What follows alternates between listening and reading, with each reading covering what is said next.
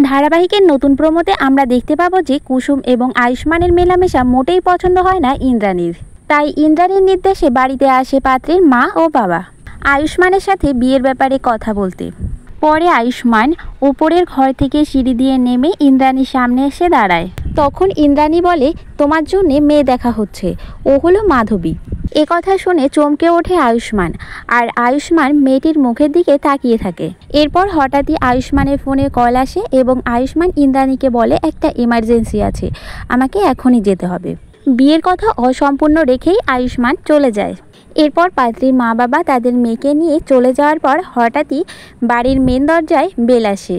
ইন্দ্রাণী দরজা খুলতেই দেখে যে আয়ুষ্মান কুসুমকে বিয়ে করে নিয়ে বাড়ির সদর দরজায় এসে দাঁড়িয়েছে। এই দৃশ্য দেখে সঙ্গে সঙ্গে ভীষণই রেগে গিয়ে বলে ওঠে ইন্দ্রাণী যে এই বিয়ে আমি মানি না। তবে কি আয়ুষ্মান কুসুমকে সত্যি সত্যি ভালোবেসে বিয়েটা করলো, নাকি ইন্দ্রাণীর বিপক্ষে গিয়ে পরিস্থিতির চাপে পড়ে কুসুমকে প্রাণে বাঁচাতে বিয়েটা করতে বাধ্য হলো, তা জানা যাবে ধারাবাহিকের আগামী পর্বে। এ সম্পর্কে তোমাদের কি রায় কমেন্টের মাধ্যমে জানাও। নেক্সট আপডেট জানতে অবশ্যই সাবস্ক্রাইব করে রাখবেন। ধন্যবাদ।